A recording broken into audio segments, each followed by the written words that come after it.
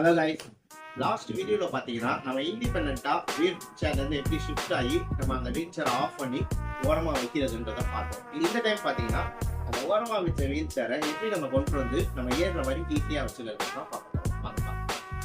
Just பார்த்தீங்கன்னா நம்ம wheel chair பார்த்தீங்களா, அதை நமக்கு ஏற்ற மாதிரி நம்ம வந்து ரொம்ப ஸ்லோவாக தான் பண்ணுங்க.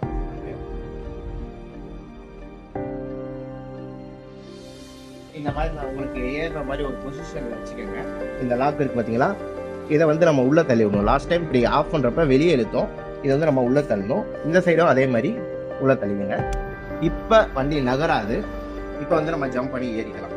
இது வந்து ஏறுறதுக்கு தகுந்த மாதிரி நம்ம கரெக்டாக இதை செட் பண்ணிக்கலாம். செட் பண்ணிட்டு இதுலேருந்து நம்ம ஜம்ப் பண்ண வேண்டியது.